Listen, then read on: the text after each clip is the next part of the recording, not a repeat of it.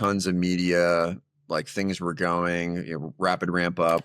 Wes Seiler wrote an amazing article in Gizmodo on us, which to this day is probably the most accurate article about why we do what we do. And then that landed us on Shark Tank. And so we went from, $130,000 in revenue in year one to tracking toward 375 and then like clip toward 1.5 million, which in small business terms is a lot.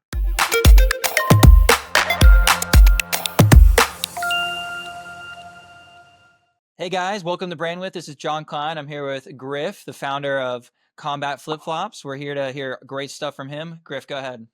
Hi, my name's Griff. I'm the CEO, co-founder of a veteran philanthropic brand where we make cool shit in dangerous places and then help wounded veterans learn to surf with our profits. That is awesome. That is awesome. So tell us about how you started. What's your journey?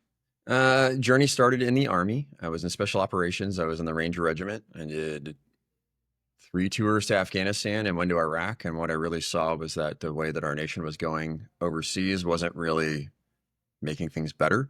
So I decided to get out. Long story short, I ended up going back, putting in clinics in developing nations and in conflict areas. And what I saw was that small business owners were the real leaders in these areas. And I thought, what could we do to empower these folks? And really what we came to is that everybody needs shoes and everybody needs clothes, and there are cobblers and tailors everywhere. So we started a footwear brand in Kabul, Afghanistan. And now that's exploded into a brand where we manufacture in Asia, South America, Southeast Asia, and we make some stuff here in the United States. And we've grown into a multi-million-dollar brand, which has been a really interesting endeavor because I never really thought it would go this far. That is awesome. So you started in the Army doing special forces. Is that a right way to say it? You were kind of, the hammer. People will understand, just generally within the realm of special operations, just catching bad guys and doing whatever the government told us to do. Yeah. Cool. Yeah. And you saw, man, a way I can help out here is by putting some business towards these people, towards the cobblers and stuff. So you're like, hey, let's have them make our flip-flops, help them out, kind of a thing. But I didn't really know when I got out of the Army. I didn't see any of that when I was there in service. And then I started going back afterwards, and I got to see a different side of it. And, a nation's a lot different when you don't have a gun on the table. People interact with you a lot differently when you're coming in with opportunity and dollars instead of force. And I just started to experience a different side of Afghanistan. And I saw this in Africa. I saw it in Asia. I saw it everywhere, that small business leaders were the guys that were keeping their neighborhood safe. Because if it's bad for business, it's bad for family. And I ended up in a combat boot factory in Kabul, Afghanistan once, looking for a cup of coffee. And I saw 300 people working. I thought it was really impressive. And so the initial thought we had was, let's make flip-flops, so the opposite end of combat boots. And our name is a play on words in itself. Let's make flip-flops in a combat boot factory. And it's a cool story where we can help people after the war ends. They'll already have a footwear line started, so that way they can immediately transition to manufacturing something for relaxation and peace instead of for warfare. How naive I was. Yeah. Yeah. Yeah. Man. So is that more of a philanthropy thing? Is it cheaper to do it the way you did it with that factory in Afghanistan, or would it have been cheaper to go to China or some other country to get these manufactured? It's always cheaper to go to China. What we were doing was exorbitantly expensive because Afghanistan doesn't have the logistics. Here's a line for folks if you're looking for a little quick tip or trick, within the entrepreneur world, is amateurs talk tactics, professionals talk logistics. Which means, you can talk all these tactics that you learn in your MBA school or you watch on YouTube, but if you can't move something from point A to point B affordably, it doesn't really work. So what we learned is that Afghanistan doesn't have rubber trees. They don't have leather tanneries. They don't have all the tools to make the actual tooling for the footwear. So we had to buy those in Asia, ship them in, which was really expensive to ship products into a war zone, manufacture there, which is expensive in itself because they don't have a reliable power grid. So everything's running off of diesel generators and a dodgy electrical grid. And then shipping back out of Afghanistan, which is one of the most expensive areas in the world to ship, where nobody's shipping from. So we had to establish that route as well. So we were establishing commercial logistics and manufacturing inside the nation, and then commercial logistics out. And it would have been a third the price and years faster to manufacture it in China, the same formula that everybody else is using. Mm, But that's not our game. Our game is to prove that it's possible to do things with business, not with bullets. yeah. So really the goal was not for the business to make money. It was to help these people, as you said, whoever, the business owners of that area helps keep it calm, keeps everybody, hey, let's not fight around here because we're trying to get business done. Am I like saying that right? Correct. Yeah, and I'll give you an example. So I was due for some meetings with a clinic in Kabul, Afghanistan, and I was staying in a local hotel that was frequented by the international flight, like pilots and flight crew and everybody else. It was a fairly safe commercial hotel on the outside of town. A little bit further out. I didn't stay near the embassies or anything, and I'd gotten to know the wait staff and just treat everybody respectfully, treat others how you want to be treated. And one morning, I'm getting ready to go to a meeting, and I get to the front door, and the concierge stops me, and he says, "No, Mr. Griffin, I really think you should go upstairs and have another cup of coffee." And he's never done anything like that before, so it was out of rhythm. So I decided to follow his advice, went back upstairs, got on my cell phone, changed a few meetings, answered a few emails, and all of a sudden I heard the boom and I saw my coffee ripple on the table. An explosion had gone off. So then I'm like, oh, okay, pay my tab, walk downstairs, ask the concierge, am I good to go now? And he's like, yep, you're good to go, Mr. Griffin. Have a great day. And so the business owners know, like through the network, they hear something bad might go down. And if it's bad for business, they won't let it happen to you. So they protected me because I was bringing revenue to them. And so that's the point that we're trying to make is if we start sending more business people and more opportunity, you're going to have that protection and the local community is going to want to bring you in and let less of that stuff happen because if it's bad for business, it's bad for family. And ultimately, I think we're all in business to do well for ourselves and more specifically to do well for our families. Mm. And correct me if I'm wrong, but when we were talking before, you're saying a lot of the reason that they fight over there is because they're just hungry and they're trying to feed their families, and that's the best form that they know how to. Yeah, by the second or third deployment I had in Afghanistan and definitely the first one I had in Iraq, we would snatch guys up off targets or objectives or in safe houses. And, we'd go find them, we'd bring them into the detention center and ask them, why are you fighting? And we'd thinking there's some ideologues or some radical fundamentalist. And they basically said, somebody gave us $200 to come shoot at you guys this month. I need to feed my family. Mm. And so, like we can put jobs there easier than we can put Abrams tanks or, drones or stealth bombers. It's easier to create a manufacturing center than it is to, go and tear apart a country. And so what we were just finding night after night is a lot of these guys, they just need to feed their families. And if we figured out a better option for that, it would be more ethical and moral, but two, it would be longer lasting. Yeah. Wow, that's awesome. That's awesome. That's really interesting. Um, wow. So what's your future goal with that then? So we've had a really up and down road over time. What we found is that manufacturing footwear in Afghanistan is not financially feasible. Mm. Just the whole logistics system and the manufacturing isn't set up to do it. So we moved our manufacturing to Colombia, to Bogota. So war on terror, war on drugs, narco finance insurgency with mountain people. It's the same thing, just different continent. So we moved our footwear manufacturing to Bogota, which has been amazing. We're scaling rapidly. We picked up textile manufacturing in Afghanistan. We picked up a line of jewelry made from landmines left over from the Vietnam War.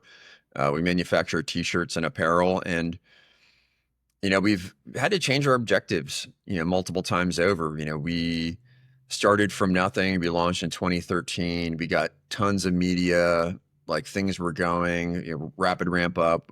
Wes Seiler wrote an amazing article in Gizmodo on us, which to this day is probably the most accurate article about why we do what we do. And then that landed us on Shark Tank. And so we went from $130,000 in revenue in year one to tracking toward 375 and then like clip toward 1.5 million, which in small business terms is a lot. A lot of people say, oh, 1.5 million is like, I dare you to take a business funded on your own from nothing, manufacturing in war zones to up over 7 figures, it is complicated. You know, my team was pulling their hair out left and right. My brother Andy's in the business, a guy that I served in the ranges with, Lee, he is my CMO, figuring out everything because we had no business experience. We had no e-commerce experience. We had no footwear experience. And so it was one of those things. I think the analogy that entrepreneurship is like building your plane on the way to the ground is what it felt like day after day. Yeah, over the years, we've hit a steady state where we know we're putting families to work, we're putting food on tables, we have a regular rhythm. And, you know, we really got there after Shark Tank was the rapid ramp up and then the hefty plateau. And we were just on the slow growth mentality, slow is smooth, smooth is fast. And then 2021 hit where we got caught in the Afghan withdrawal. So we manufacture scarves and textiles to sell through the holiday season because people don't buy flip-flops really November through February. And we'd paid all of our deposits, all of our balances due. We were getting ready to ship our holiday inventory for 2021, and then the country shut down. So we had roughly half of our revenue for the year stuck in the middle of a degrading humanitarian crisis. Oh my goodness. So we had bills to pay, we had no cash, no product, and then we had to roll into spring, which is our top season. So we had over a 50% reduction in gross revenue in less than a year. And a lot of companies would have like ran right off the cliff. They would have kept their overhead exactly the same. They would have like kept spending on the expenses, but we've been through a couple tough times before. So we recognized what was happening. I had to go out and find some investors, which was great. And so they got us to like the steady state and kept us up. And then we've just been on the slow grind back. And we really pivoted from moving away from retail, focusing on our core products. Instead of having diverse products and launching new ones over and over again, what we did is we said, okay, these are the 4 products, the 80-20 rule, you know, which most people talk about in entrepreneurship. You know, what 20% of our products are bringing in 80% of our revenue. And so we just focused on those. And we said, we're going to sell them really well online through our direct-to-consumer website. We're now finally going to put a dedicated effort into Amazon. And then that's all that we're going to do. That's all that we did.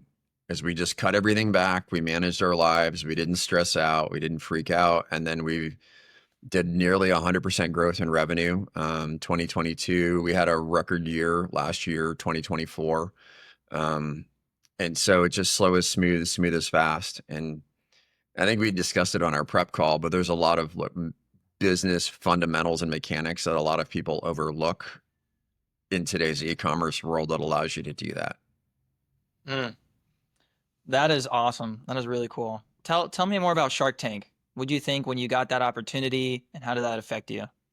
So that was an interesting one because we never really applied.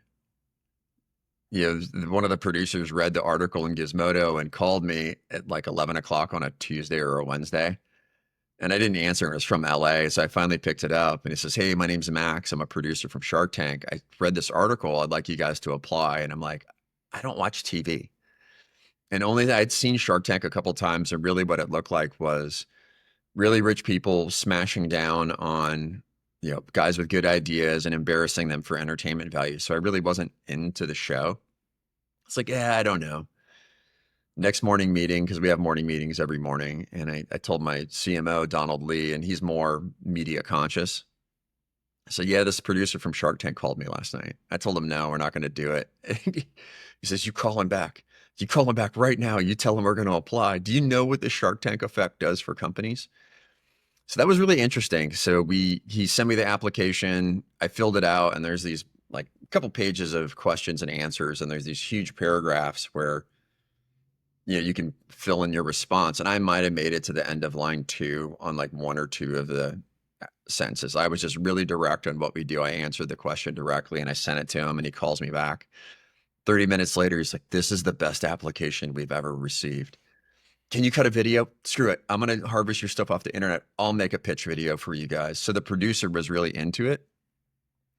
And this was February of 2015.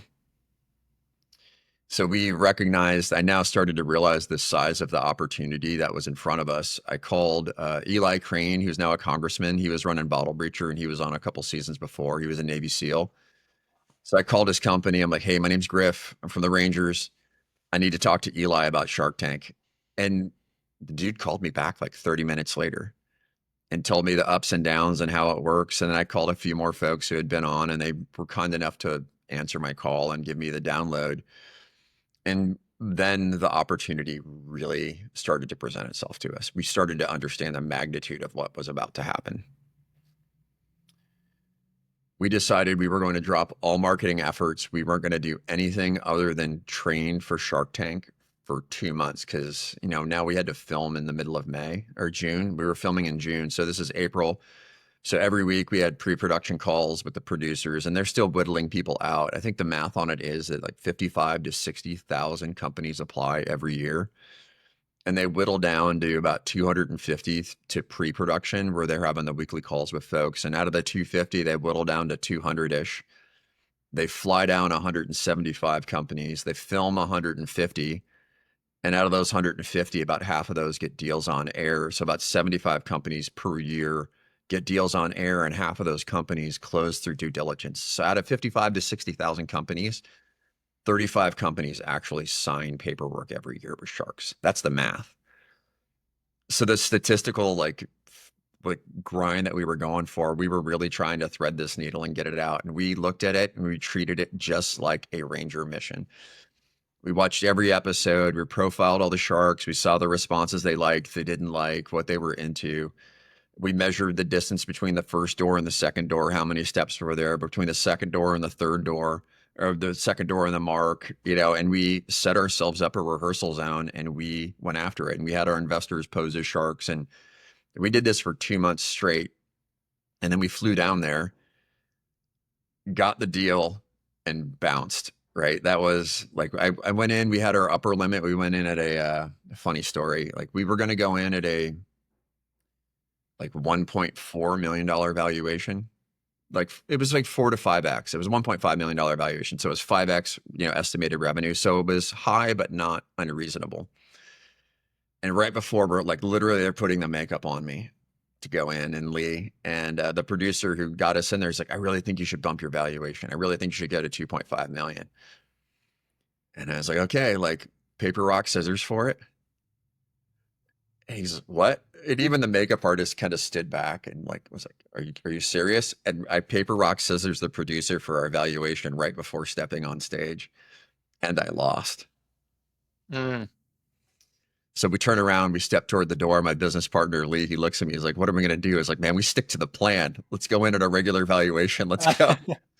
So it's there's a lot of these situations where young entrepreneurs can get into places where people will try to get them to do something that may not be in their own business best interest. But if you're staying focused on what your priorities are and you're like aimed toward a goal, stay on that. We weren't being unreasonable. We knew we were coming in at a fair value, and the real opportunity for us was bringing a shark on board and presenting our brand and our mission well to millions of Americans. Yeah, we weren't going to go on there thinking, we didn't want somebody to have the impression, oh, these guys are nuts. They're asking for a 10x evaluation on, a company that's barely, off the ground.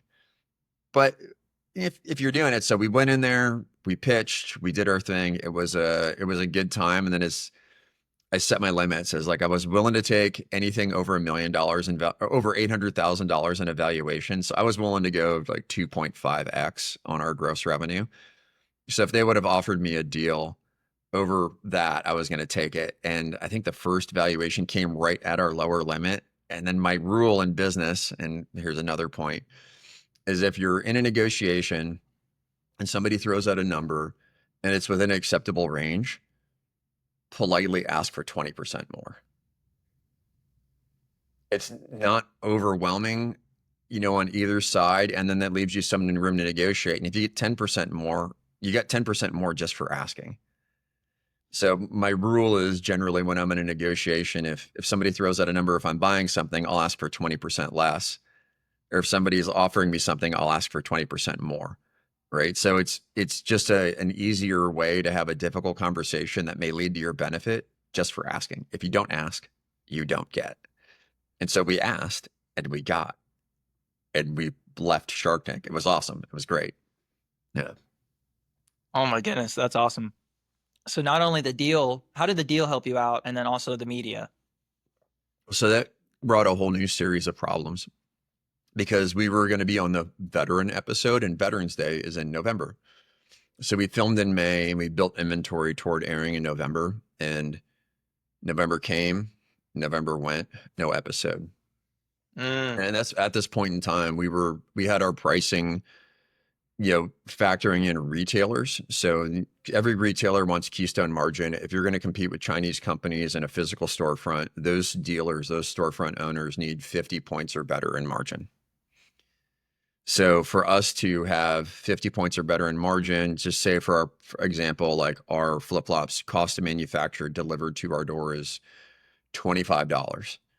That means we need to sell to the retailer at 50, and then they're going to mark them up to 100. So now the market price of our flip-flops is $100. And if people aren't familiar with how the pricing works, it's keystone pricing. That's generally everything you see in a store is based that way.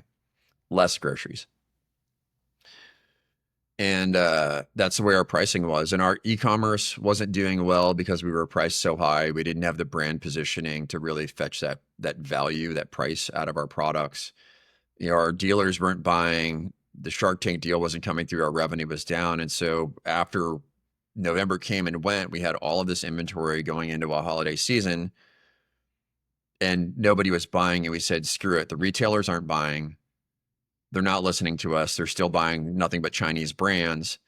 Let's just go be competitive online. And so we decided to stop selling to retailers. And we cut our pricing down so we would have at least a 50-point margin. And now we were in the sweet spot. We were beating all of our competitors on price. And overnight, our volume tripled. So we were actually able to move all of that inventory through the holidays, pay all of our bills, get back to ground zero. And then the call came in from Shark Tank and they give you a 2-week heads up. All of the inventory we owned at this point would have sat on my desk. We barely had any product to sell. And so now I'm getting ready to have the largest e-commerce event for any American small business, period. And I have no product and I have no cash. Yeah, giddy up. Wow. Yeah. So, fortunately, I had a couple friends who had done really well and I called them and I said, hey, I need to borrow like $100,000 right now. I'll have it back to you at 10% interest in 3 weeks. Is that cool? And they're like, well, let me talk about it. I was like, no, if you don't give it to me, I'm going to drive to your office right now and I am not going to leave until you wire the money to my account. This is going to be good. You'll make money. You'll make 10 grand in 3 weeks, 10% interest. Just do it. Just let it happen. And unfortunately, my buddy did it. And a fellow ranger named John Sirku, great guy, TA Group Holdings out of Bellevue, Washington. He really hooked me up. And, we hosted the Shark Tank airing event that night in his office. And the only number that mattered was that $100,000. And as soon as the episode aired and we could see through Google Analytics where all the traffic was coming in for, we had 44,000 concurrent users on our website. We were blazing through product. It was awesome. And we set pre-orders and we back ordered at full production, 4 months. So we aired in February. And then by the time that night ended, we had sold enough at max capacity. We couldn't deliver the last flip-flops until the end of June. And then, so we shipped. We had my little garage that we converted into a warehouse and trucks would back up every day. We would unload flip-flops into my garage, inventory them, package them back out, and send them back out in the afternoon on trucks. And we did that for months straight. And then we reran in June and it did it again. So we back ordered till the end of August, I think, timeframe, August, September. So it was 6 months of just solid work of picking, packing, inventorying, shipping your products, figuring out logistics. What was the best form of packaging? What was the cheapest form of packaging? How could we get products? How do we figure out and scale our customer service? All of those things. And that exercise of doing it ourselves has paid dividends for us for the past decade. Wow. A lot of small business owners, they get into a product-based business and they start selling and they're overwhelmed out of their small garage or their back bedroom. And then they go, okay, I'm going to go to a third-party logistics company and have a warehouse manage it. And then all my products are going to ship there. Then they're going to pick, pack, and ship and send my stuff. And it's going to be fully integrated. I'm not going to have to touch anything. This is going to be great. That's not how it works. Third-party logistics companies are really interesting to deal with. Some of them are small mom and pop shops, which are great to work with, but they don't have the tech side. Some of them are huge behemoths. And unless you're doing $4 million in business a year and you're moving that amount of volume, they just don't want to talk to you. I mean, we had a great third-party logistics company that we were on the rise and going, and we were aiming toward like really crushing the business. And then all of a sudden, out of nowhere, they go, well, unless you're doing this amount of business with us, like we can't have you as a customer anymore.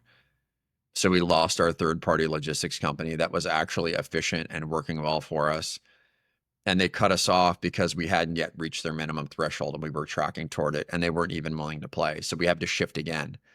So it's third-party logistics are interesting, but doing that exercise of picking, packing, and shipping ourselves gave us the clout and the ability to go into these warehouses and actually talk to the dealers and the brokers and talk about rates and talk about shipping and talk about packaging.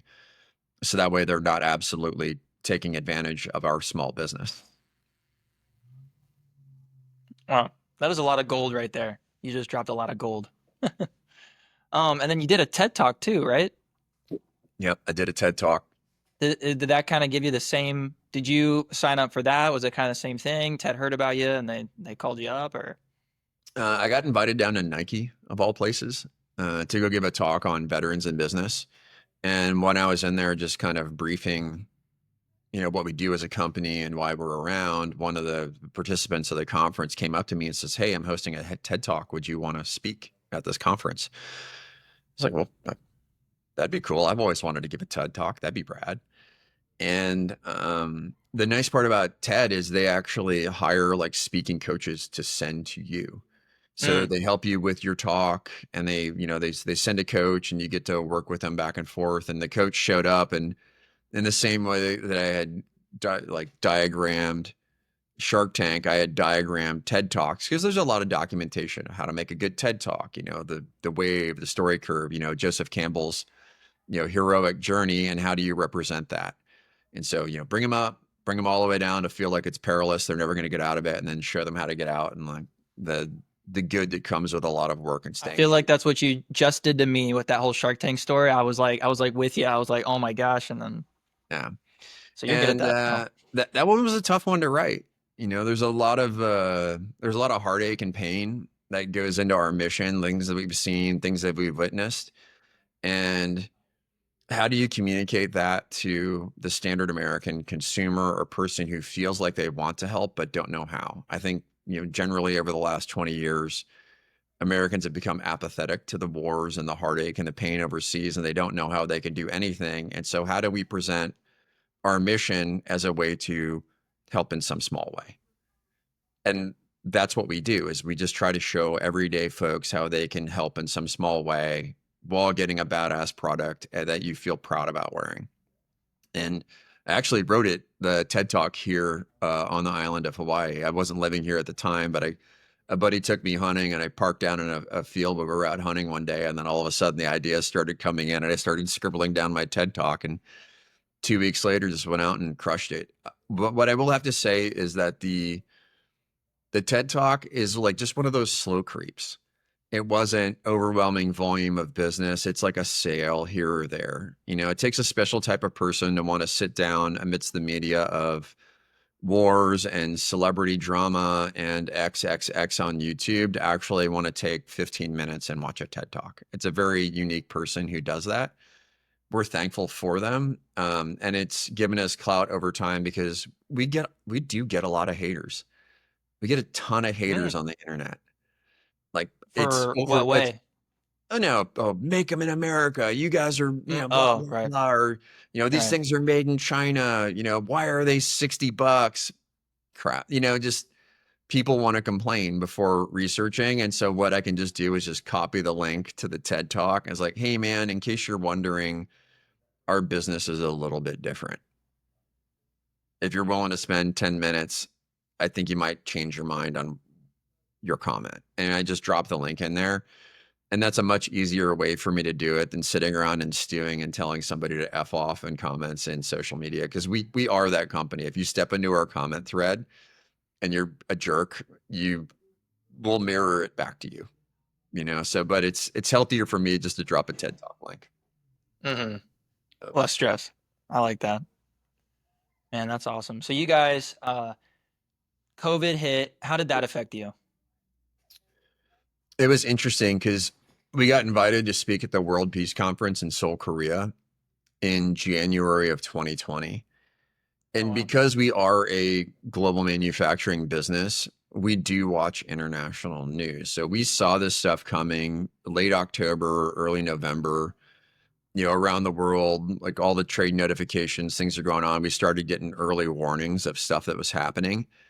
And, being from the military in a special operations standpoint, you have to really take these things when you start seeing trends, you have to take them into consideration. And we ended up flying to Korea to speak at the World Peace Conference, and we saw how seriously the Koreans were taking this threat. In the airports, machines cleaning up things, everybody in masks, everybody sanitizing everything. You go to shopping malls or whatever, there are guys wiping down doorknobs and handles and asking our Korean host, is this normal? They're like, no, this is a whole new level of just cleanliness and what people are trying to do. And we came back from that and I said, hey, look, like, this problem is going to move toward our shores. We need to order as much product as humanly possible right now and get it on the ground before the country shuts down, before America shuts down. And so we came back in January and we went full tilt in production. Anything that we had there, we manufactured as fast as we possibly could. And we had it sent to the US, and it literally hit the week before things shut down. And so now everybody's at home. They don't have to wear shoes and they want to wear nice flip flops. They got all this stimulus check, and we had a banner year that year. It was great. It was awesome. So we sold, and then our Shema scarves, they're really comfortable to wear over your face. So people were wearing them over masks, desk things, and everything else. And I think we all know the data is just weird now, but somebody said any face covering is better than nothing. And we sold through all of our shamas, our Afghan shamas, in like a week. And it was a really interesting time for us as a company because we were kind of prepared for it. And by the time that we ran out of our inventory that we had sitting, we were able to actually start bringing in more shipments into our warehouses and actually start shipping again. So we rode the wave and did well with it. Was there a time that you couldn't get? So you pre-ordered a lot. How much time did you have before you got cut off About to 2 months. so you pre-planned 2 months ahead of time, and then how long were you cut off from Afghanistan to be able to get product? Afghanistan, probably like 4, 5 months. Well,4 or 5 months? yeah, but Colombia makes up 80% of our revenue. Oh, Yeah. during that season you were already Yeah, in because Colombia as we were well? rolling right into spring. Okay. So, we'd sold all of our Afghan product, and we had, 6 or 7 months more until those scarves come back into fashion in the fall. So we were good there. We knew we would get it ironed out. And then the footwear was the one that we had sold through, March, April, May. People are wanting to buy nice flip flops. And by then, the manufacturers in Colombia had kicked off and restarted again. We started figuring out supply chains getting into the country, and our warehouses started packing and shipping again. Because by April, May, everybody had figured out their processes of how they're going to run people in shifts, how they're going to keep things clean, how they're going to wear masks and have separation while still running a commercial operation. And it just worked. I mean, Amazon did it. Why can't we? You know? Mm. And that's awesome. And not a lot of companies prepared like you did. In the future, because that was kind of an unknown. So in the future, of course, there's going to be other unknowns. What like strategy do you use to look to the future to try to figure out um, when's the time to do something like that again, or to plan ahead? Like you're seeing something coming, like the tariffs. Like I will talk about that next. You knew that Trump was going to do tariffs. How did you pre-plan for that? So obviously, like, the tariffs came in spring, and we do all of our year-end wrap up because our fiscal year runs January to December. So we closed out the previous year. We looked at all of our math, looked at all of our products. What's the 80/20 rule? What are the 80% or 20% of the products that are making up 80% of our revenue? Where did we spend too much? Where did we not spend enough? What's the best bang for our buck as a business? And then we said, okay, these tariffs are coming in. Let's just assume, because Colombia has a free trade agreement. So we were paying zero tariffs on all of our Mm. products. Nothing. Because of that's just the trade agreement. It's been there since 2011. So we've been leveraging the free trade agreement excuse me, to run all of our financials in our business. And so now we have, anywhere between 10 to 40% tariff on our top grossing products. How do we change the business model to make sure that we can run profitably with those new expenses? And so we just sat down over a couple of weeks and looked at all of our math and said, okay, we're going to have to adjust pricing here. We might have to redesign a product over there, but we can still run flat or profitable while we're making these changes. And so we just don't freak out. Was it The Hitchhiker's Guide to the Galaxy? Have you ever read Hmm. that book? Oh, watch the movie. Watch the movie. Yeah, but there's the sticker of like, don't panic. Uh-huh. Panic, fear is the mind killer, right? As they say in Dune, or whatever analogy or Yeah. pop culture thing you want to put on it, but just don't freak out. Look at your math, make good decisions, make some calls. You don't have to take any action today. Slow is smooth, smooth is fast. If you put all your energy toward problem solving mode instead of like problem dwelling mode, you're going to do much better. Mm. Do you feel like the military helped you out a lot with that? Because obviously you were in very high stressful situations, and something like business may not be as stressful as life or death. Yeah, 1,000%. It's we've had experiences where we lost, runs of 500 or 1,000 flip-flops. Hey man, they're just flip-flops. I hate to Yeah. say it, but it's just money. Nobody's going to lose their life. So we have a little bit different perspective on things where a lot of business owners will associate their entire personal worth, their how they view themselves, everything else around the bottom line of their company. And it's just not good for you as a person. Mm-mm. If you're doing great when your business is Yeah. doing great, how's that going to be when your business is doing bad? And when your business is doing bad, you actually need to be great. You don't need to be bad. Did that make sense? Hmm.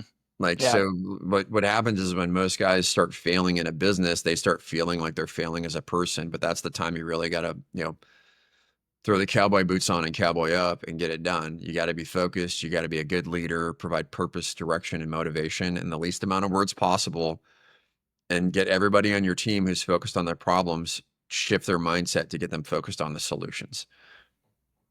Mm. I love that. I love that. And I know like jujitsu is something I like, and we talk a little bit about other things that kind of help. Like combat sports are just super fun in general. And Ricardo Laborio, shout out to Ricardo Laborio, professor, love him. Said something to me one time. He's like, when you're getting choked out, like taxes aren't that big of a deal when you're like, the life's coming out of you. So it's like a good stress release. Are you still into combat sports? I coach wrestling. I used to be a wrestling coach, and I'm from Iowa. I love wrestling.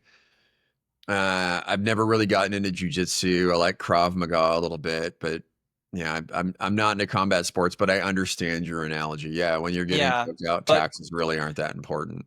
yeah, and I know that's nothing to compare to war. War is very different, but kind of that similar thing where you have that experience. So stuff like, okay, 5,000 flip flops is not that big of a deal. As you said, nobody's dying. Let's figure this out too. And then that also like that problem solving, like quick decision makers. Um, Cody Sanchez, another great person I follow, she talks about how when somebody comes up with an idea, right, for an average person, it would take them time. They're figuring out what they want to do, and then they make the decision. And so she says, by the time that they've actually done their first run, I've already done it 5 times, and I found out the best way to do it. Do you feel like you apply that into your business? It sounds like, In the or do military, you? they call it the MDMP, the military decision making process, where you have different courses of action. And we have in mission planning, it's called the 1/3, 2/3 rule. So if something comes up and you got to run a mission, the leaders need to take 1/3 of the time to execute that mission and just go into a planning cycle. Use all of your experience, all of your knowledge, all of your data, and just sit down and think about what you're going to do. Write down all the potential outcomes that could come out of it. And, I'm talking like 4 hours. If you got a major life problem coming your way, you can hole yourself up in an office, grab a couple whiteboards, some sheets of paper, some sticky notes, or whatever method works for you. And you could start writing potential courses of action and plans. And then quickly, one or two options are going to come out as the best one. Then you bring your other trusted folks in and go, hey, here's what I'm thinking. This is what I think we should do. Don't ready, fire, aim it. If this girl is well resourced, I don't know the person you just mentioned, but if she's well resourced and she has the flexibility to, run 5 different courses of action at once and figure out the best way, that's awesome. Us, on the other hand, we're not as well resourced like most small business owners. So we'll take a few hours and we'll really sit down and we'll think about it. We'll write it out, we'll draw it out, we'll run the math, and then we'll go, okay, we think we have a good course of action here. And then, yes, then you do have to make a decision. You do have to get on the horse and go ride out into the mountains to go get your job done. And that's what, honestly, it's just what it feels like. Yeah. So you do that in your business? Yeah. The whiteboards, the 4 hours, and then you bring on the other people to say, hey, this is what I'm thinking. What do you guys think? Yep. And that works really well for you. Yeah. And never like what is it? Wisdom is knowledge experienced. It's a line that I heard yesterday. So don't be afraid to bring in the people who have been there and done that. Everything that we're experiencing right now, we think it's new and it's fresh, but economies and businesses, they go in cycles. So don't be afraid to call, the older folks who have been through a cycle or two and go, hey man, you might have experienced this previously, what worked and what didn't work. And then shut your mouth and listen to what they have to say. Because who knows? So you surround yourself with mentors? Oh, definitely. Mentors are huge. Like every person should have 3 mentors. And if you feel like you're in a position where you can turn around and give that back, you should mentor 3 people below you. I love that. That's awesome. So you have 3 mentors right now for your business? Are they kind of like a mix of life, business, and other things, or? Mainly their business. That's just kind of the phase that I'm in. Like, I feel like personally I'm doing well, but now we're moving to the phase of our business where we're really trying to ramp it up and then take the company really profitable, really jump to scale. And so what mentors or people do I know that have actually done that with product-based companies? And getting a mentor is actually really simple. You write them a nice email and said, hey, friend, whatever your name is, like, I know you've done this before. I'm doing this in my business. Would you be open to mentoring me? All I need is 30 minutes a month. Would you be cool with that? And then most people will take that as a compliment that you see them as a person that could provide knowledge to you. And they'll say yes, especially if you're respectful of their time. And then prior to the mentor meeting, you go, here's the problems I'm having in my business that I think you might have some insight on. 1, 2, 3. You send it to them a week before the meeting. So that way they know exactly what you're going to talk about and you can keep your time focused. You get on the line with them. They say what they think about these 3 subjects. They provide potential courses of action and you write all that stuff down and then you end the call. You send them a nice little thank you note after. Thank you for your time. Based on this call, here's the actions I'm going to take on the next month. I will check back in with you in 3 weeks to let you know how it's going. And then 3 weeks from then, you go, okay, hey, I made these changes. Here's the new problems I'm having. 1, 2, 3. Looking forward to our call next week. Rinse, repeat. Just do it over and over again. And what you're going to find is that mentors who have mentees that actually listen to them and follow their instruction, they now feel more comfortable giving better information and really tuning you in to be more successful. So the power of a mentor is priceless. Do not discount it. Take it for everything that it's worth. Go for it. Oh my goodness, that is gold. Do you have any stories of any advice that you got from a mentor that hugely impacted you? This is a personal / HR one, and there's a line in our business to say it's a business, not a friendsness. We run a lot of feel good companies, so a lot of people feel good about wanting to work with us or for us, but they're just not performers. Mm. They can't perform at the level that we're going to, or they're not getting paid enough because we're still, again, not really well resourced to give that super varsity effort, time, and our attention. So it's a business, not a friendsness. And sorry, my rooster is like going off like right outside my Love it. window. I don't know if Love you it. can hear him or not.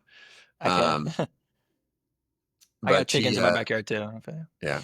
Um, so, in going with that and really trying to focus on like what people you're going to bring in and surround yourself with. Um, we've really tried to live with the Charlie Beckwith method, and he's the founder of Delta Force, and really good dude. And he had a line. He says, "I would rather go down a river with 7 studs than 100 shitheads." And that is true. Is what you're going to do is in your life and in your business, you're going to really start whittling down to the people that are like studs, and you're going Mm. to work with them, and you're going to focus your time and attention, because you could have 100, I'm not going to say that you bleep it out again, but like 100 shitheads in a boat, right? And then they're just chaos. Oh, I'm hungry. Oh, I'm sunburned. Oh, I didn't bring my boots. All right. And then you find yourself managing your time, managing people instead of Mm. managing a business. And so we really try to go with like managing the studs, and the line that goes along with that is, do not expect to get out of somebody what God did not put in. Mm. I like that.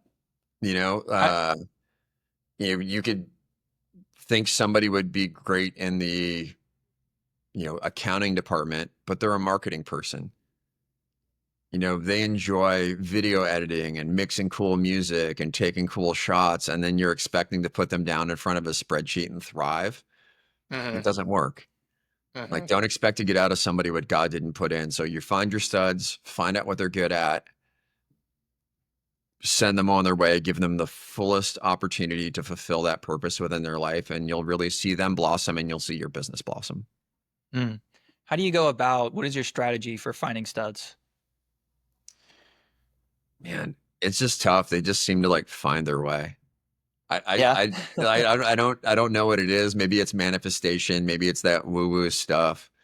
But if you're performing well and people see that you're relentless about your goals and objectives and your purpose, that tends to attract more people that are relentless about their goals and their purpose.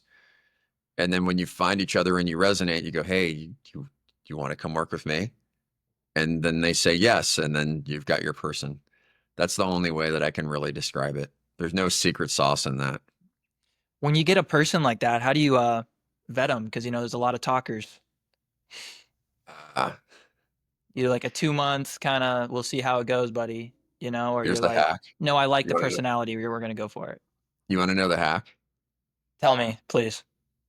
When you interview them and they pull up to their interview, meet them at their car. Look Okay. at their ride, look inside their ride. All right. A person will not treat your business better than they treat the inside of their car. Right? People will talk a lot of smack, and they'll, That oh, is I can do this or I can do that. But if they show up in a hoopty and they're, it's one tire is bald, another one's like running on low air, and like their backseat is filled with McDonald's wrappers, that's the kind of performance you're going to get in your business. But if somebody shows up in a freaking, I don't care, a Geo Metro, but it's running good, it's clean, the stuff is organized in their ride, that's the type of person that I want in my business. And like, that's like the threshold. They're managing themselves, they're managing their life, they're managing the space around them, which means they're going to treat my business in that way. mm, that is a great hack. That is really Yeah. Meet them gold at their right car. there. Yeah. Oh my goodness. Yeah. It's so much gold. What is your plan for these next upcoming quarter? The end of this quarter, we're coming up here. Some bills are going to get passed. We're in kind of a trade war. What's your strategy right now? I'm going to let everybody else freak out. Just keep freaking out, keep making rash decisions, right? And marketing spend and inventory management and all that other stuff. We are not freaking out. We are solely on our objective and our purpose. Our numbers are climbing. We've got a set system, and we're going to stay focused on that, And I used to build race cars with my dad. like just stock cars for dirt track and stuff. And you'd get the car tuned up. And the worst thing you can do before you go get in the car on the track is have a good idea and try to mess with the car. So the line is like, don't F with the car on race day. Mhm. Right. And it's race day. So our plan right now is to stay consistent on social media, keep delivering product, keep shipping to our customers, maintain our customer service, focus on the people that are driving in the solid revenue to the business, which is driving our mission forward. And that's all that we're doing. And it's really hard. I am a very driven person and I used to crush 12 and 14 hours a day for weeks on end for my business. And now I've got our systems down where it's 4 to 5 hours a day of like good management. And then I find myself twiddling my thumbs like, oh, I want to do this or, oh, I want to do that. Mhm. And that's messing with the car on race day. Don't, Mhm. don't mess with the car on race day. Just stay steady, you know, How long did it take you to make this logistics that you're able to do now? 14 years. 14 years. So you feel like now you kind of have it going. Right now is race day because there's a lot happening. If things start settling down in 5 months, is that the time where you're going to get the team? Hey, how can we go better? Or are you open to doing that now, getting the team together? Hey, how can we optimize? How can we optimize? Well, we have plans in the future. We have things that are, a quarter, 4, 5, 6 months out, new product releases, which involves tooling. And so when you're building a new shoe, at a minimum, you're going to spend anywhere between $10,000 to $40,000 in product development costs to actually cut the metal and the tools to build the mold, to stamp out the new products, to pay for the manufacturer to go through the product development cycles, for the DHL shipment to send products up so you can get fit and finish. And all of those things take time and they take money. But if we try to do that now and bring on debt or bring on investors and like do on all these other things because I want this one project, which is still an unknown, to do that, I could go and spend all of this time and energy behind a product when I don't need to, giving up portions of my business or taking on debt to do it, or I could do it in a healthy manner. We can continue growing profitably, take our chunks of money, slow roll this thing out. And again, slow is smooth, smooth is fast. And so we are slow rolling our initiatives. We have big marketing projects we've got coming on. We've got some major influencers coming out for some content pieces. We've got new products that are in development, but those are all, August, September, October, November. So I've got to sit July, August, like really like sit for this time, which is the hardest thing for a person like me to do. But when you're watching yourself beating goal by 10 to 20% per week, it kind of quells that desire. Like you're winning the race. Don't go messing with the Yeah, car. Like you're gaining a quarter of a lap on everybody every lap. Just keep going. Don't mess with the system. Yeah. I love that. And so obviously every single business is different, and you have the flip flops, Combat Flip Flops, great company. Go check them out for sure. So you guys are doing social media, and how are you driving revenue is the question. So I know you're doing Amazon. Let's talk a little bit about that. You're not doing retail anymore, and then how much are you doing D2C? Uh, 95% of our business is direct to consumer, and that's split between our website and Amazon.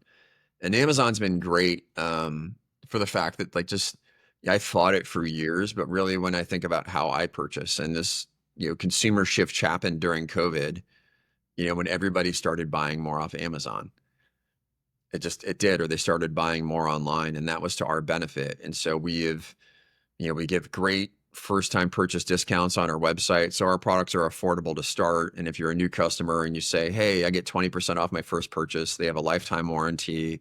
It's a cool company. Now we bring a lot of value to the table and we acquire them as a customer. And then we move forward. And so our email list is great. We're always trying to acquire new emails. And then making it easy for people to buy. So Amazon allows that for us. What we've seen is that, we're on the slow growth curve on Amazon. We started out in 2022 doing like $10,000 in business on Amazon because I just never put any time or attention there. I said, okay, I'm going to figure out the system and I'm slowly going to go. And then we did nearly $200,000 in business the next year. That's a huge growth curve. I'm like, well, can we do it again? And then we did it again. We had another 100% jump. right? And it's like, okay, slow is smooth, smooth is fast. Just learn the system, figure out the advertising, give your customers the option to buy on Amazon because it's you come to our consumer website, it's, oh yeah, I can get these 20% off and pay for $12 in shipping, or I could pay them full price on Amazon and I can get them tomorrow. It's a wash on pricing, right there. So what's the easiest option for a customer to buy? And so that's just all that we do. We just do those two options. I love that. What's your marketing strategy? I know you got a world strongman, right, as a partner, Yeah, influencer. Tell us about that. it's changed up this year. Really, it's how is social media going? Like we grew up in the golden age as a company, 2013, 2014, the golden age of social media. When you would post something at 9 a.m. on a Tuesday, it would show it to all of your customers at 9 a.m. on a Tuesday. And then since then, the platforms have really kind of changed their algorithms, you know, to not do that. They make it really hard on you to actually get in front of a customer, to convey the message, to, get it in front of their scroll because you're competing against everybody else on the internet, on Meta and Instagram and TikTok. Um, and, you could go and try and find the million plus follower influencers, but they are going to want anywhere between $500, to $50,000 to do a post on your business, depending how much they think they're worth. It's not affordable for most business owners like us. And what we found is that we find the folks who are between 5,000 and 25,000 followers, they're an up and coming influencer or social media personality. And you can really work with them on an affordable rate. They've got an avid following. And so we try to work with the little guys. Like we're a little guy. We want to work with other little guys. All ships rise with the tide.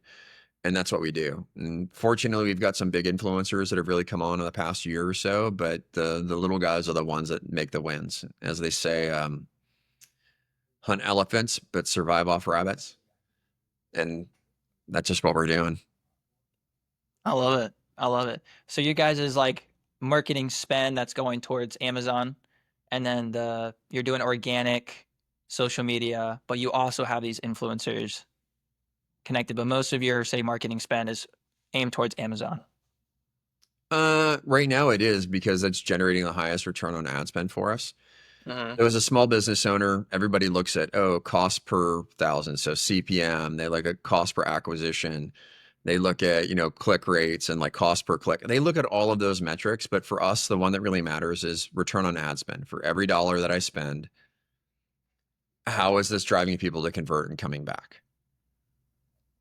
What's your threshold as a business? What are your margins support? Does it support a 2-to-1?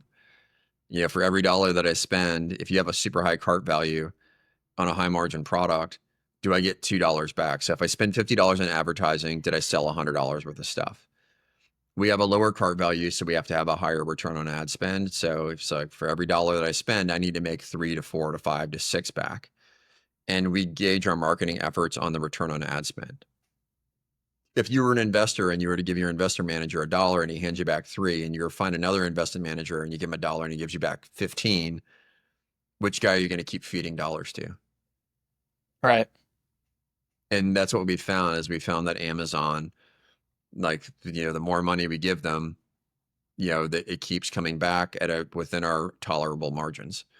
But those things don't last forever. Ads fatigue, customers, that changes with the seasonality. Competitors are going to come in the market. So you're going to see your return on ad spend go up and down. And so the one thing that I think most small business owners fail on is not looking at those metrics multiple times per day.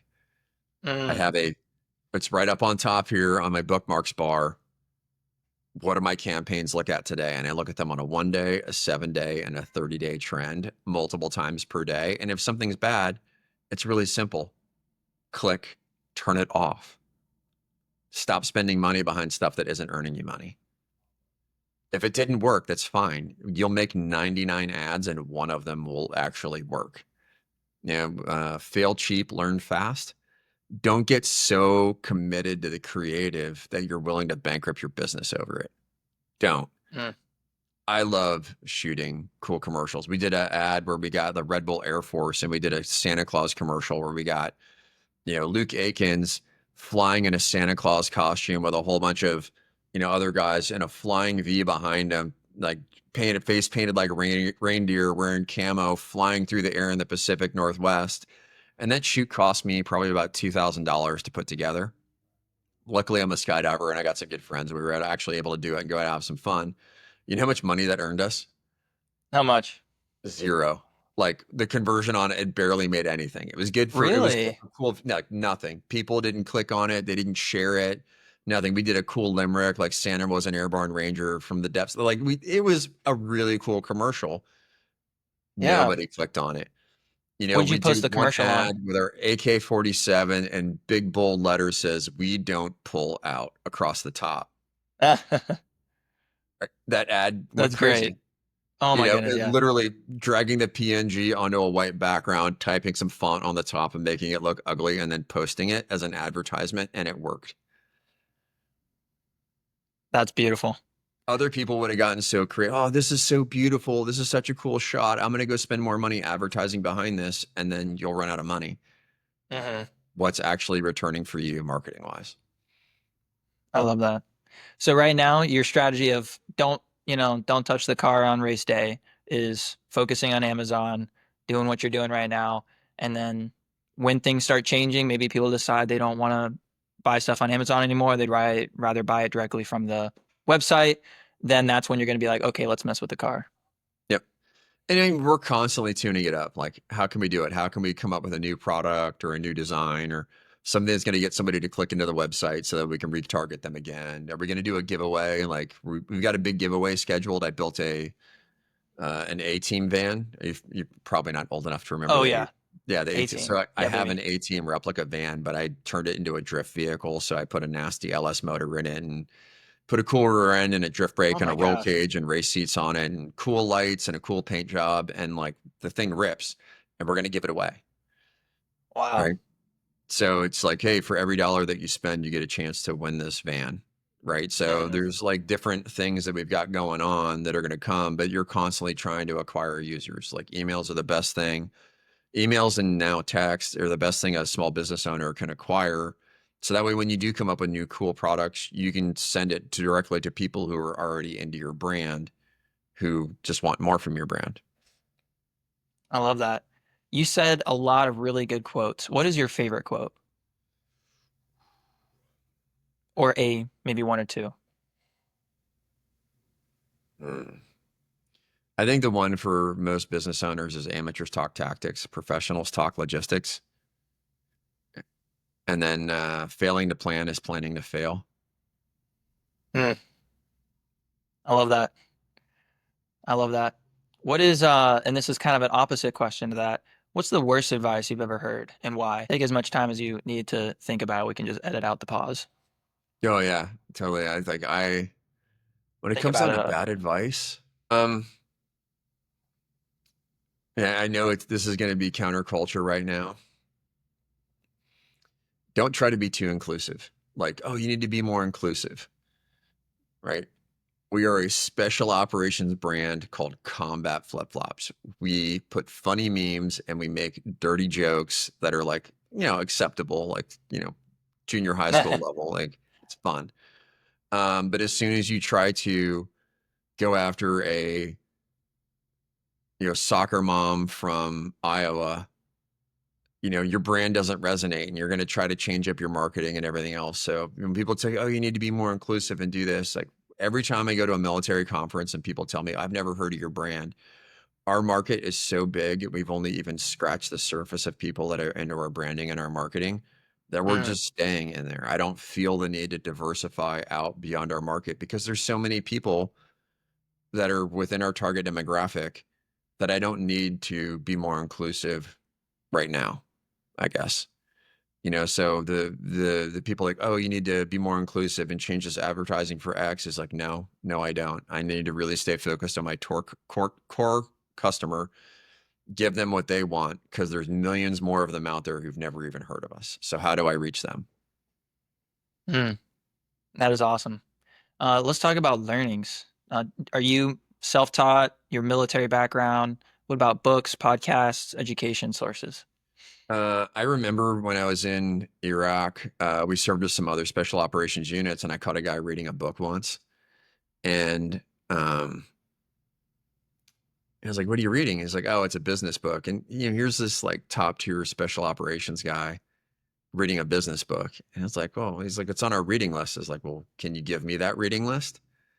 And they gave me the reading list. And over time, what I've found out is there was this is back in like 2006, 7 time frame.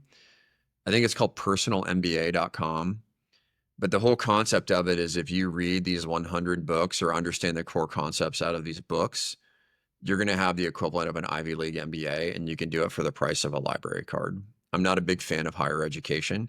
And I think that if you need a skill, say, for example, bookkeeping or accounting, and you're running into a problem with it, you can quickly go and find the information that's required to solve the problem that you're having right then, learn the information, put it in your toolbox, implement it, improve. And then once that problem goes away, you're going to run into a new problem. So it's marketing. Okay, now I need to go learn marketing.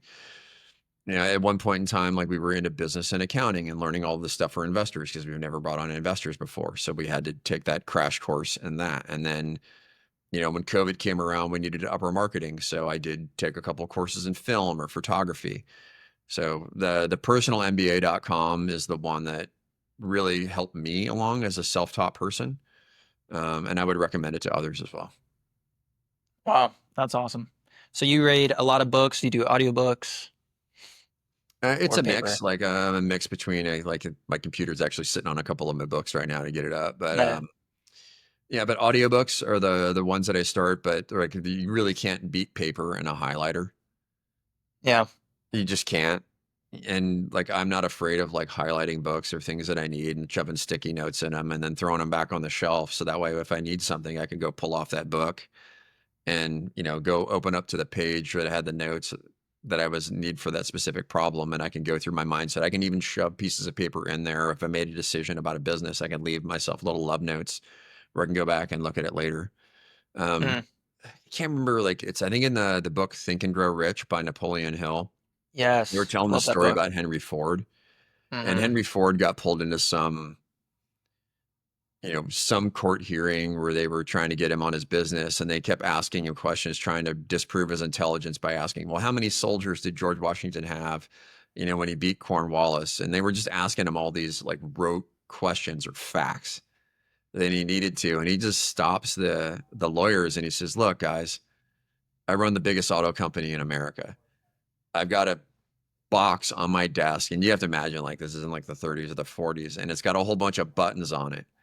And if I don't have an answer to a question, I hit a button that talks to somebody in that department, and they answer their phone and they call me immediately. And then I ask that guy the question, and then he goes and gets the answer for me, and then I'm good. You shouldn't gauge somebody's intelligence on the number of facts they have on their head. You should gauge their intelligence by how resourceful they are to going to find the solution. Wow. Yeah.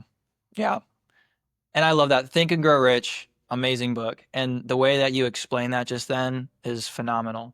How can Thank you. somebody get better at being more resourceful? Because if it's a skill, then you can learn it, right? Being resourceful, can you get better at being resourceful? Yes. So then therefore, like what is a good training method to do that? Um, so this is a mindset thing. It really is. This game is the 6 inches between your ears. Mm. Okay. It's so easy for everybody today with all of the media that comes into us, everything that hits us all the time. All we hear is problems, problems, problems, problems. And so inside your head, all you think about on the problem on the way to work, while you're sitting at your desk, you run into a problem, you start grinding on that problem. And it's just a simple word. You say change, and I'm going to focus on the solution. Like the problem Mm. is not going away, but I can bring a solution into my brain set, my mindset. I'm going to do nothing but now focus on solutions. Mm. And that's what you have to do to be resourceful is like, for example, I've got to, ship a whole bunch of stuff from Virginia to my house in Hawaii. And most people would be overwhelmed, like, oh my God, that's going to fill a 20-foot container. You got to move a vehicle or you got to do these other things. Oh, there's just so many problems versus, okay, stop, write down all of your problems. Literally write them down. Mm. Okay. And then Google search, how do I solve this problem of moving a vehicle between Virginia and Hawaii? Oh, the internet searches, there's 15 companies that ship vehicles. Okay. I'm just going to start calling them.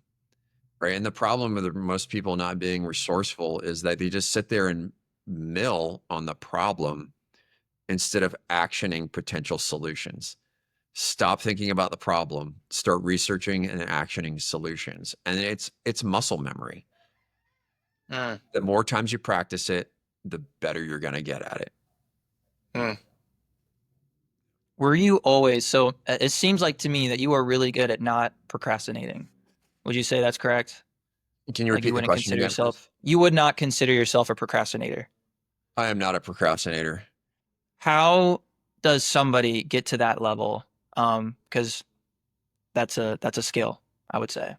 Eckhart Tolle's book, The Power of Now, is actually really good. Like it can go too far. I think I take it too far sometimes. Mm.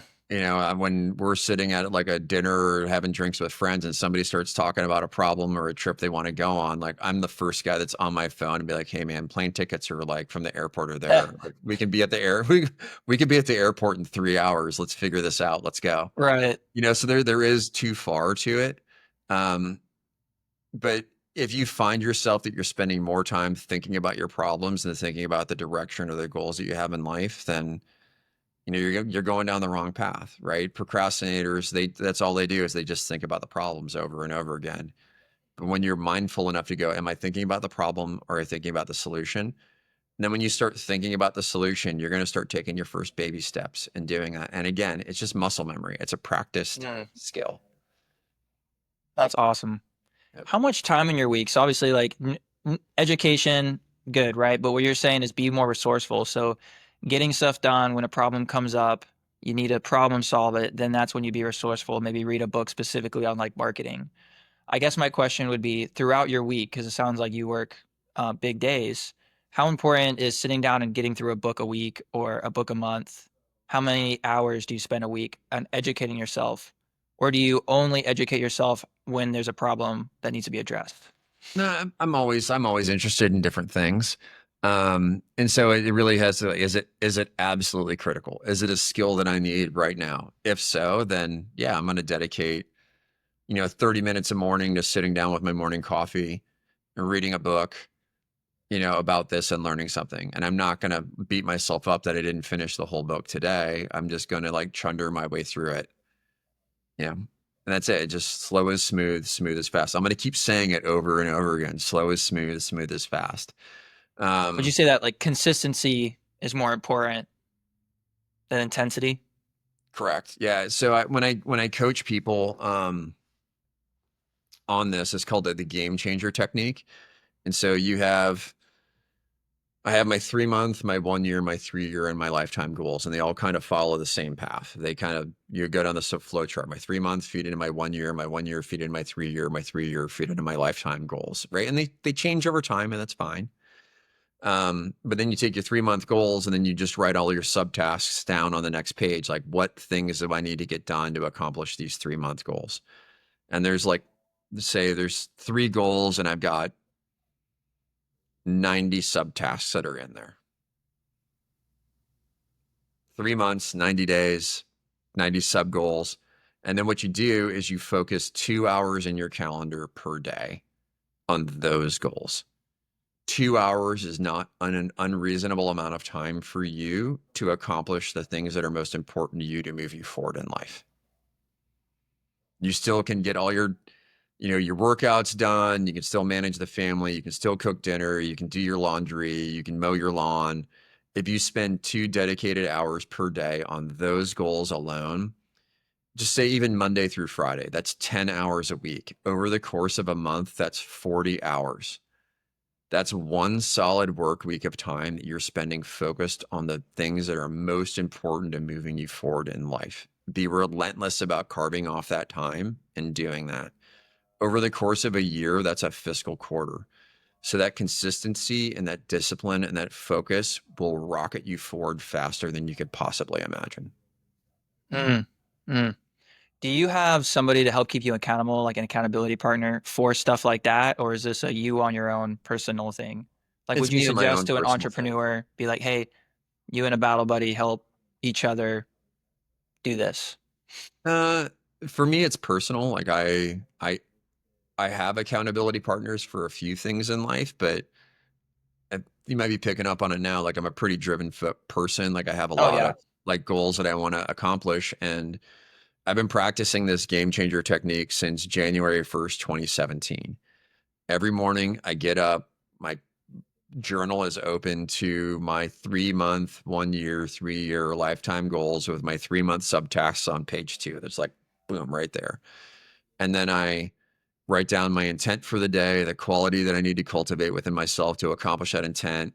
I write thankful for like the things gratitude is a thing. You know, a lot of people fake it. Gratitude is the attitude, or the attitude is gratitude, whichever way you want to say it. And then, I say, okay, what's my game changer for the day? And I grab one of those 3 month subtasks and I write it on my daily task list.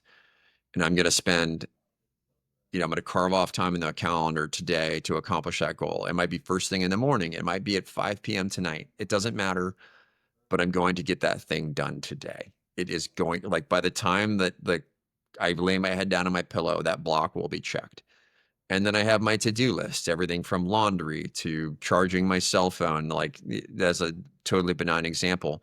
So you have your gamut of things you can do. And what you find is that when you focus on getting that game changer done, you're not so stressed out about what's going on in your life. And then you just bang through the rest of those task lists. And you find that over time, you just become much more efficient and you have more time to spend with family and more time to spend, working on your own personal projects or whatever. But the consistency and the focus is key. Mm. Is that something, if you could go back to your 25-year-old self and give him a skill or a lesson, what would that be? Don't drink. Don't drink. Don't drink. I Yeah, like that. it's just culturally, it's what we do a Mm. lot. Like there's not a movie or a TV show or whatever where somebody's not, just grabbing a drink, a successful person, whether it's Yellowstone or whatever. Um, but that stuff really slows you down, right? You're not as fuzzy, you're not as clear on your goals. Like you spend too much money doing it, it's expensive. I think the 25-year-old me, if I could go back to him, I would punch him in the face a few times and go like, Yeah. hey, like this is not something that you need to have in your life. So Um, when did you get in the military? when I was 18 years And old, then when did you get out? I was 26. 26. So when did you become who you are now? I mean, obviously, you have poured into yourself, but when did you like decide, hey, I'm going to be a grinder, not procrastinating. I'm getting goals done. I'm writing down goals because did your 26-year-old self write down goals like you do now? In a loose form, like I was always a taskless person. The military kind of gets you into it. It's like, what's all the stuff I got to get done today? Right? Because it's check, check, check, check. And then I was a home builder when I got out of the army. Like, what 15 tasks so I got to get done today? Check, check, check, check, check. And then I did medical sales. What tasks do I need to get done today? It was like, but I was always taking things like in the moment, day by day. And it wasn't until 2017, so I was 38 years old when I really started, okay, I need to like pull my head up and look a little bit further out, and really start making these changes. Mm. I love that. Griff, where can we hear more about you? Give us some plugs. Uh, you can follow everything we do as a company, just some good laughs and good memes. Everything's at Combat Flip Flops, Facebook, Instagram. Personally, I'm on Instagram at combatflipflops.griff, Griff. And those are the two places you can follow us. That's awesome.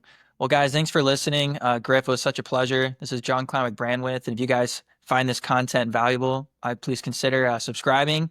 Have any comments? We love to answer questions. And go and give Griff a follow and buy some flip flops, all right? Thanks, All right. guys. God bless, Appreciate it. guys. Peace.